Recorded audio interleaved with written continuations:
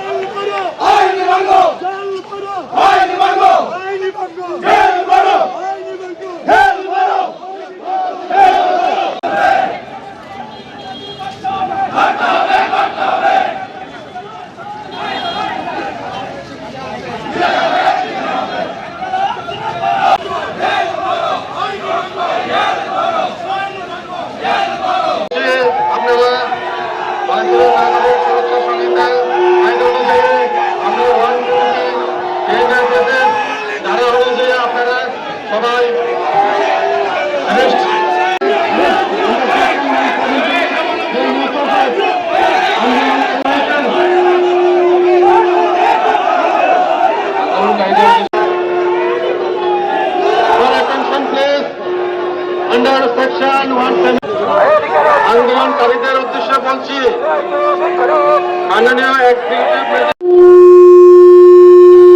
order of executive magistrate Dharmanagar, all of educator has been arrested under section 170 BNSS. 170 BNSS এর মাধ্যমে আপনাদেরকে arrest করা হচ্ছে। 170 BNSS আমি একজন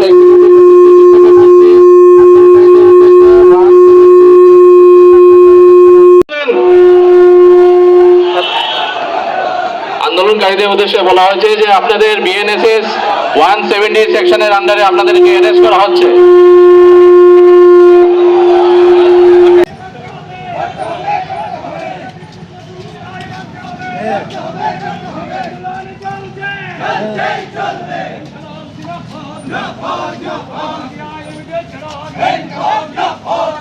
আন্দোলন থেকে আওয়াজ তুলে নবীনের 200 দিনের কাজের গ্যারান্টি করতে হবে। মজুরি 600 টাকা বৃদ্ধি করতে হবে।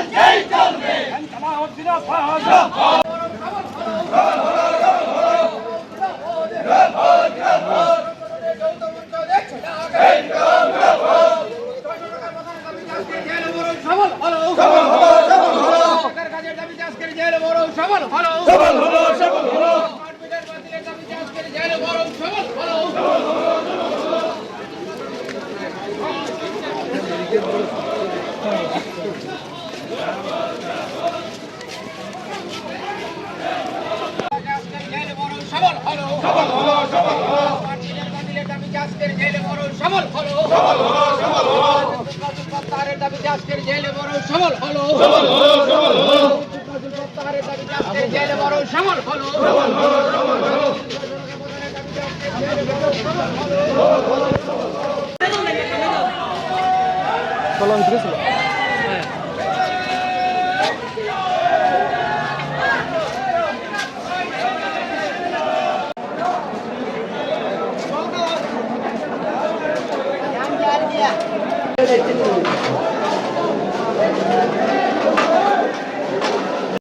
জেল ভরে আন্দোলন কোন বিচ্ছিন্ন আন্দোলন কর্মসূচি না।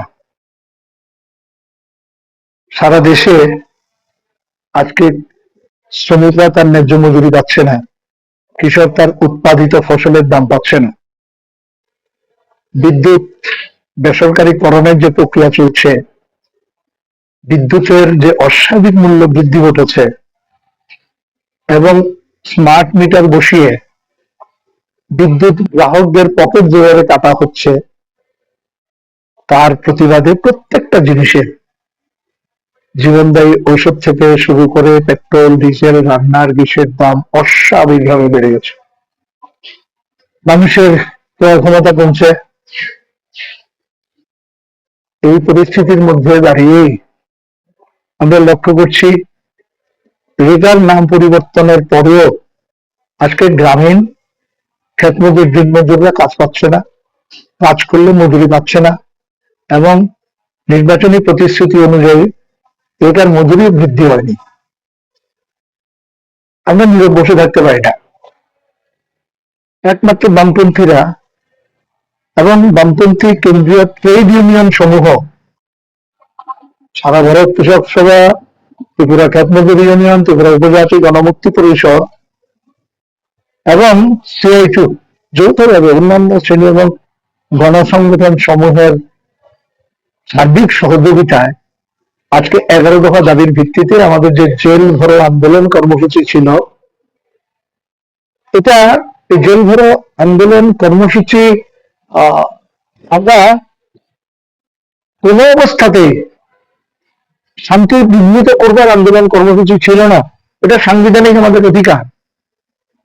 সংবিধান আমাদের মত প্রকাশের অধিকার দিয়েছে, স্বাধীনতা দিয়েছে, কথা বলার, প্রতিবাদ জানানোর, সমাবেশ সংগঠিত করবার জন্য।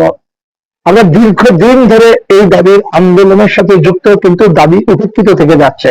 আমাদের সামনে আর কোনো বিকল্প কিছু ছিল না। আমরা সেই জন্যই আমরা আইন অমান্য আন্দোলন কর্মসূচি গ্রহণ করছি। আমরা আইন অমান্য কর্মসূচি গ্রহণ করার অর্থ এই না আইনকে আমরা ধ্বংস করব, পরিস্থিতিকে আমরা ঘোরালো করব, দুর্বিষহ করব, পথচারী থেকে শুরু করে ব্যবসায়ী, পুলিশ কর্মীদের উপর আক্রমণ সংঘটিত করব, পরিকাঠামো ভাঙচুর করব। এই লক্ষ্য আমাদের ছিল না।